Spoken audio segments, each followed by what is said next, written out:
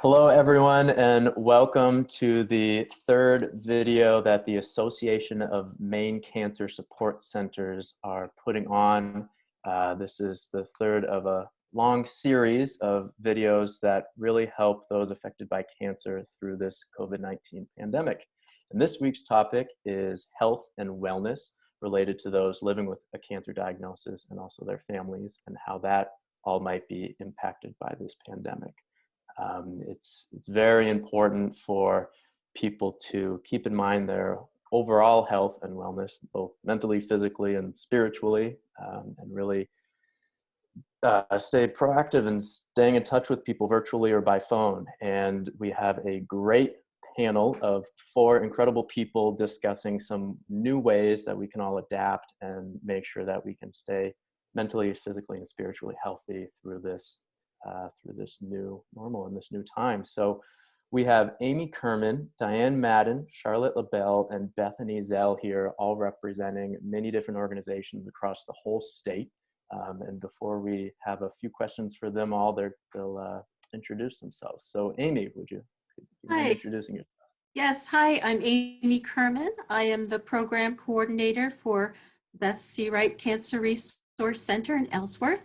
Our center was founded by a young woman who was diagnosed with breast cancer and went through treatment, and while doing that was seeking out support for herself, and in so doing started her own support group, and that was laid the foundation for our resource center, and we continue to pass on her mission of offering hope and knowledge and support to those living with cancer and their families and friends. Thanks, Amy. Diane, would you introduce yourself? Yes, of course. Hi, I'm Diane Madden. I'm the Executive Director of the Cancer Resource Center of Western Maine. We serve folks from all of Oxford County, kind of northern Cumberland and western Androscoggin counties. We're pretty rural around here, so we try to make sure we adapt our programs to fit the needs of the people around here. The Cancer Resource Center was started 4 years ago by 3 local survivors, 2 women and a man, and they were just feeling like they really needed support. There just really wasn't very much around for them, and they just started small as a small group of volunteers, and now I'm the only paid employee, but we have a whole team of volunteers that work with us as well. So nice to be here. Great, thanks, Diane. Nice to have you here. Charlotte, do you mind introducing yourself? Of course. My name is Charlotte Labelle, and I'm glad to be here. I am a volunteer Reiki master at the Cancer Resource Center here of Western Maine, and I have been teaching classes as well for them in self-Reiki self-care. So glad to be here. Thank you for being here, Charlotte. And Bethany, could you introduce yourself? Yes, thanks, Matt. I'm Bethany Zell. I'm the president of the Maine Breast Cancer Coalition, which is how I'm kind of affiliated with the Association of Maine Cancer Support Centers. But today I'm here with my local hat, which is as the Healthy You Program Director at Cary Medical Center up in Aroostook County, Maine. And I also do some breast cancer program work on the local level here through Pink Aroostook. So I'm really excited to be here today and talk about some of the health and wellness initiatives we have going on. Outstanding. Thank you, Bethany. And I forget, did I introduce myself? I don't know if I did. My name is Matt Dexter with the Christine B. Foundation. We're a group based in Bangor, building a community of support for those affected by cancer, specifically in Eastern Maine, Piscataquis, Penobscot, Hancock, and Washington County. All right, so there's a wealth of knowledge from all 4 of you, so I would love to dive right in and learn a little bit more about what each of your groups and organizations are doing and how it's adapted related to this health and wellness topic. So Amy, could you share about what the Beth C. Wright Cancer Resource Center is doing and how some of the changes have occurred since COVID-19 started? Well, the center has always offered a variety of services, including financial assistance and connections to rides. But in addition to that, we've always had educational programming and wellness programming that we've extended to the general population beyond the cancer community. We've always had an offering of complementary therapies as well, right under our roof. And of course, now with the pandemic, we've had to scale that way back. We were very quick to close our doors to that, unfortunately, early on. So what we've done is we've temporarily stopped things like massage, reflexology, Reiki, healing touch, Qigong, and we've even had some cooking classes on a regular basis that we've had to suspend. But as a result, we've moved on to doing things online. Very, very quickly, we moved certain things like our yoga class online, and we've moved our Reiki healing to distant Reiki healing, which you'll hear more about later. We've also had a mindfulness practice that would meet monthly, and that we were very quick to move online as well. And that was all knowing that the facilitators and the teachers were welcoming of using Zoom and moving it onto an online platform. So we were very fortunate that we were already equipped with an account with Zoom that we had been using for a year with an online support group. And then we had these facilitators who were familiar enough with it or very willing to learn quickly, who were able to move their practice to an online setting. Another piece is the support groups, of course, that we offer. And we've had 4 under our roof, which we've also moved online. So that was a slower process of trying to figure out how we were going to do that. And again, with the comfort level of our facilitators and making sure everybody was comfortable doing it that way. And so far, so good. We have found that we've had a certain amount of success in that our numbers have increased. So our number of attendees has increased, and a little bit of glitches along the way, but overall, great success. That's incredible to hear, Amy. I think some of the big things is just the patience and the flexibility, really paying attention to what the facilitators and instructors are able to do, and as well as the people benefiting who are affected by cancer. And that's outstanding that there's even more attendance now through all of this. But Diane, do you mind sharing what's going on at the Cancer Research Center of Western Maine when it comes to health and wellness programs Sure. and how they might have changed? I'd be happy to, Matt. So in good times, prior to March 13th, the day we had to close, we also have a variety of complementary therapy and wellness classes in the community. We focus ours a lot rurally so that people can get coupons for complementary therapies close and have that service performed close to their home rather than, we have a very small footprint for a center. So once that all hit, it became pretty clear. One of the barriers right off the bat was whether people had computers, and there's a good amount of the folks that we serve do not have computers. Many of them are really getting up there in age, not all, but there's a few. Some do use computers, but a good deal of them do not, and they don't use social media either. So, you know, we still have a pretty big list of people we mail to every month as well, or phone, or call them on the telephone. but you know, just like the Beth C. Wright Center, we quickly adapted. I think that next week I was already approached by several wellness providers, including Charlotte, who were right on board and said, "Hey, I'm ready. I'll go virtual. Let's do something." So we quickly adapted it. So we had a program just pretty much for every day of the week, and then we were able to add a couple too. So we do a meditation class, a chair yoga, a meditation yoga class, and then distance Reiki, and an EFT and tapping class. And then we added an Ayurveda wellness class, which has been pretty fun because the gal teaches cooking and does a lot with spices, and been really interesting, learning how to make, you know, chai teas and things like that. And like Amy, we've seen an increase in some of our numbers, especially the meditation class. We call it Monday morning meditation. And that's just so easy. You know, people can either show their video, not show their video, whatever. But we've been having probably 8 or 9 people every Monday. And that was great. That's great. You know, we were pretty excited about that.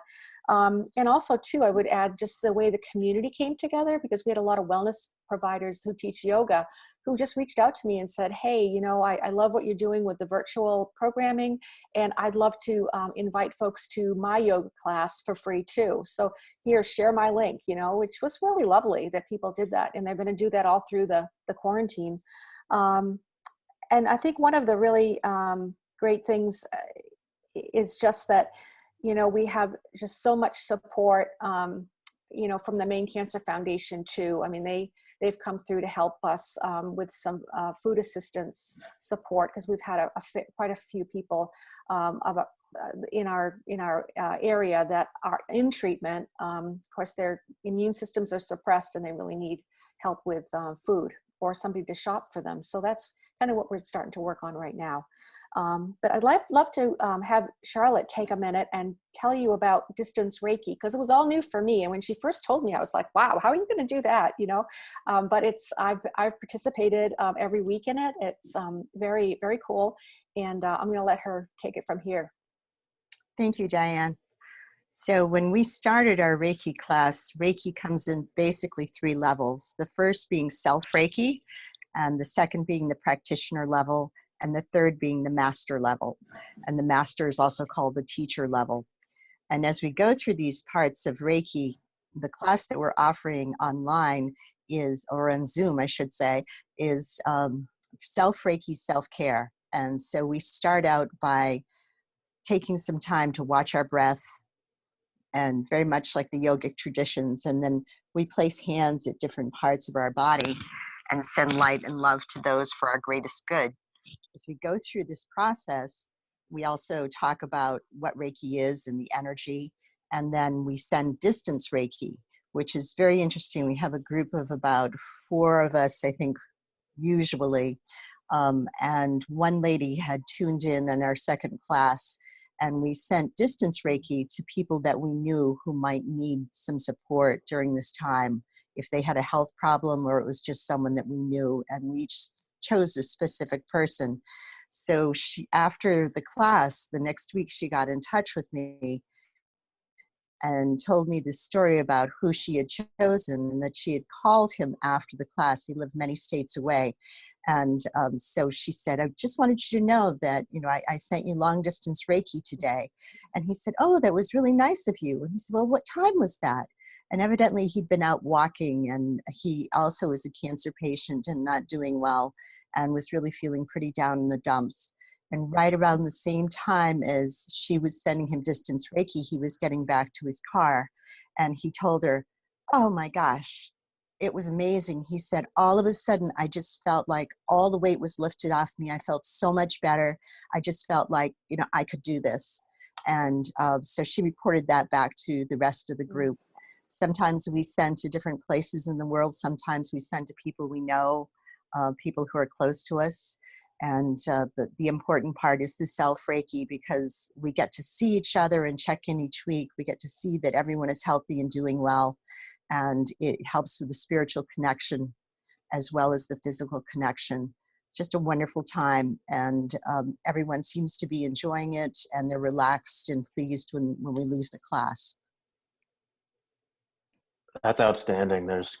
Sounds like there's quite a lot going on, and having both the physical and spiritual parts of health and wellness accounted for is really important. And what really stood out to me was how, Diane, you were sharing, there's multiple opportunities for health and wellness services throughout the whole week. So knowing that there's choice is outstanding. Yeah, we've tried really hard to find something to appeal to everybody. And I think the tough thing has been that there's been a few of the regular clients that they don't have a computer and they don't have a smartphone, and it's been a real barrier. And it's like, in fact, I'm even now trying to figure out how to help them with maybe some track phones, or I don't know, they have these new smartphones. But I just really wish more people could take advantage of some of this programming, because I really think going forward, some of this I plan to keep going with it even afterwards. I think everybody, what I have learned is that everybody has a different way they like to learn, as we all know, and especially with virtually. And some people do not like live. Some people will say to me, well, did you record it? Because if you recorded it, I'll watch it. And, we were able to, just as an experiment, I recorded a couple of the sessions just so somebody could see what Monday morning meditation is like. And so I have that out on our website.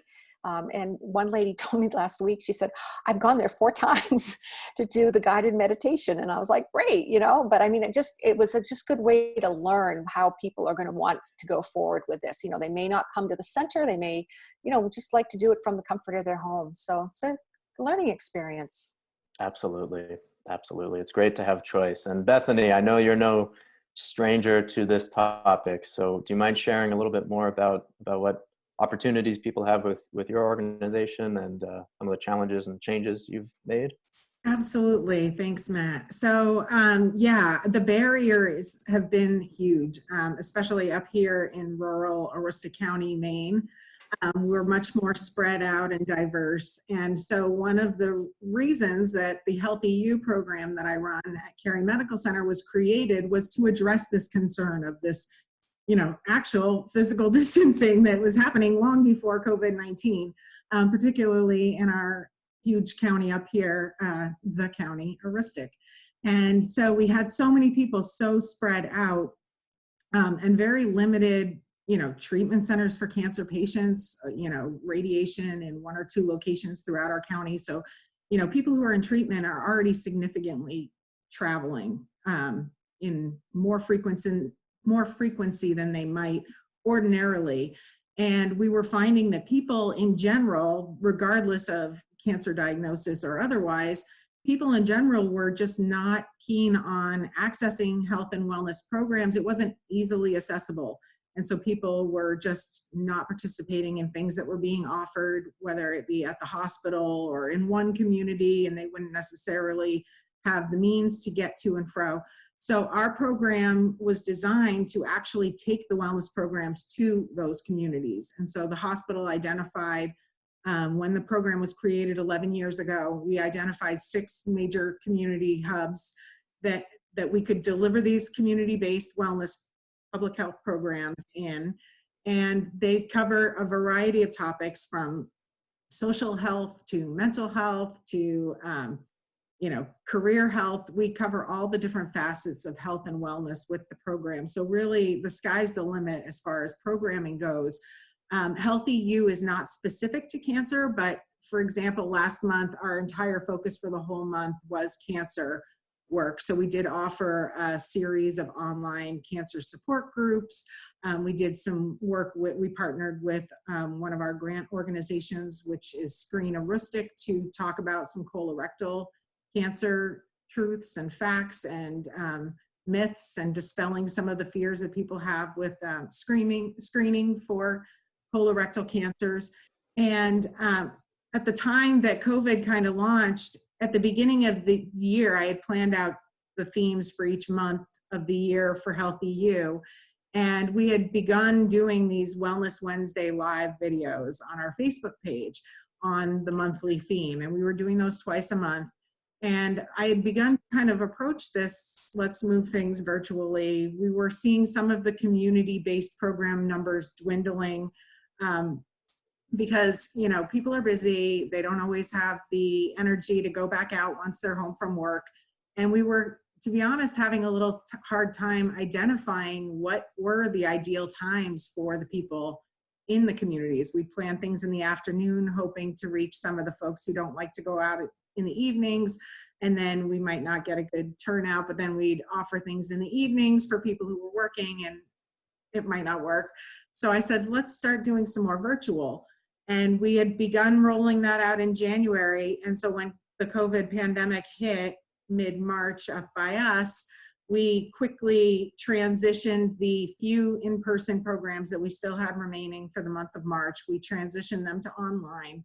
And then since then, we really haven't skipped too much of a beat and just been offering online programs.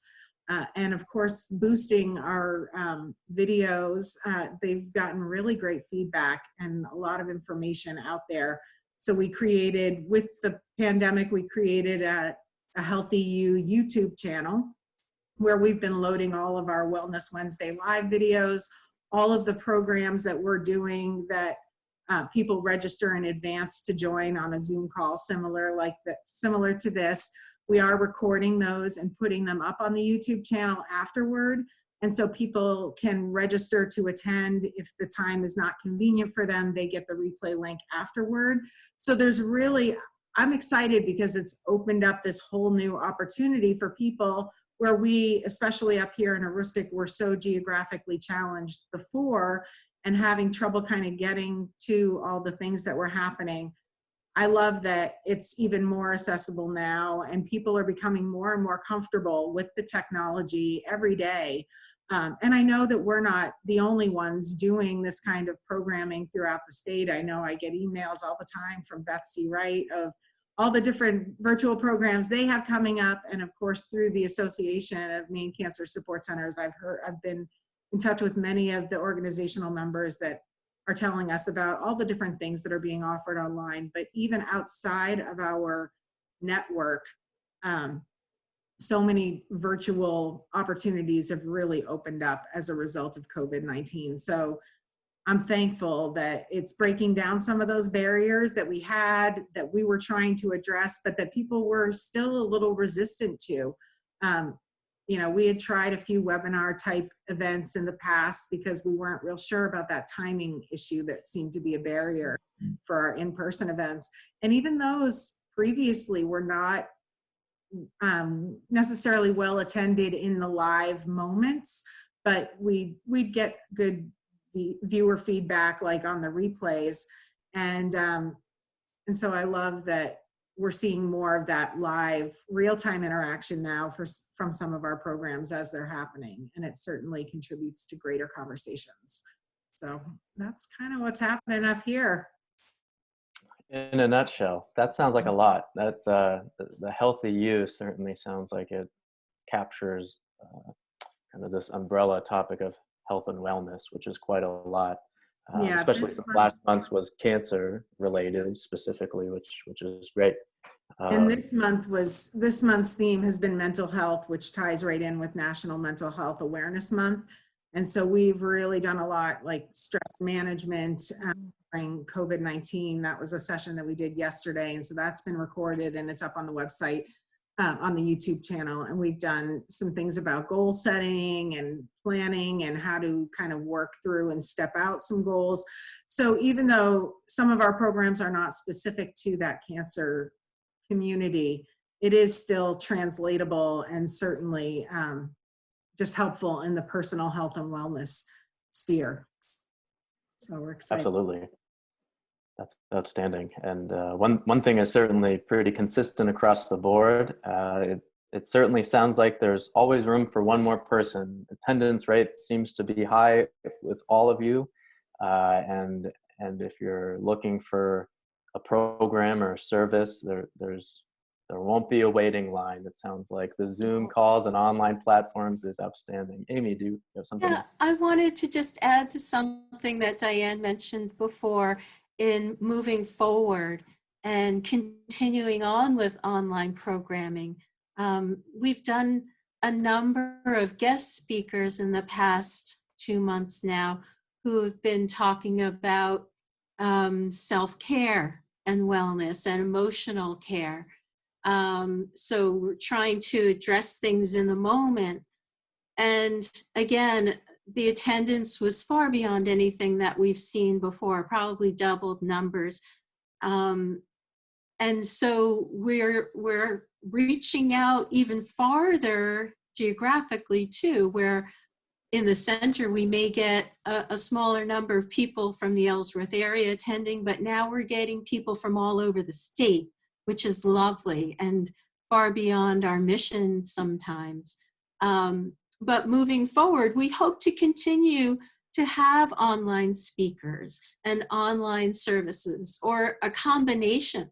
And we've yet to figure out what that's going to look like, but it's something that we're talking about now, and it's exciting to think that it's really expanding what we do.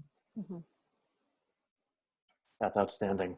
Yeah, it's a lot of adapting and changing as things come. Are there any other comments or thoughts that any of you would like to share about programs within your own organizations or others that you know about as it relates to health and wellness? Yes, Charlotte. Yep.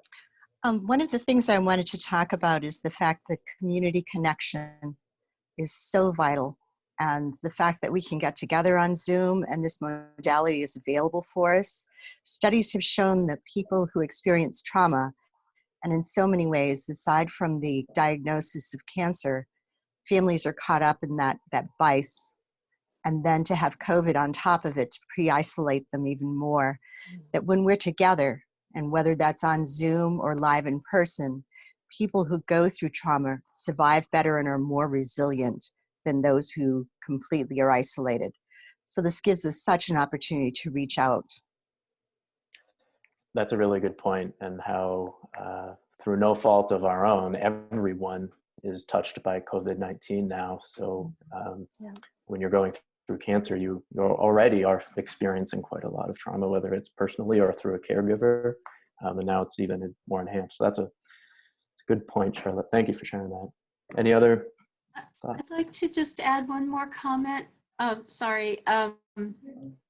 In that, as much as we appreciate and we are grateful for having these online meetings and support groups, etc., we do know how valuable it is for the people that we serve to come together in person and have those personal interactions face to face. So we are working our way to trying to open the center very slowly, mindfully, so that people can get back to that intimate, cozy setting that we offer at our facility, because we know how much people miss it. And I certainly miss seeing those faces and having those hugs. So I just hope people know that we are working our way back to it, but it's going to be a slow process because we know we're dealing with a very high-risk group.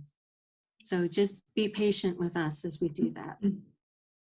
And I just wanted to add to, even though we've shared some of the resources that we have, really, I just suggest that anybody who's looking for virtual health and wellness programs really can start on the local level and reach out to, your public health offices and your cancer centers and cancer navigators, even just your hospitals in general, because I'm sure that, what we're doing is not exclusive just to our groups. And like a few of us shared, the accessibility is not limited now. Like my programs used to really just be available on a wrist stick, and now anybody from anywhere can access them. And the same, I've been thankful that I've been able to access some of the programs being offered by our members. So there's no need to sit at home and think you can't access things, because there are so many people doing such great work right now. Just takes a call. Thanks, Bethany. And Diane, did you have something you wanted to? Yeah, just to add on to what Bethany said, I think everybody is just, it's just a tough time. And I think that we all need to, work together and, offer these programs to anybody that can use them. I mean, all of them, they're free. And, some people have reached out to me and said, I don't have cancer. Can I attend? I'm like, absolutely. And a lot of our programs, we already in the community, we open them up to anybody. Because, the way I look at it is it's cancer prevention too. If somebody stays healthy and well, it's all of us together. I mean, and, either somebody who's got cancer, you're going to, help them to heal, or somebody who doesn't have cancer, help them to stay well. So I think it should be for everybody.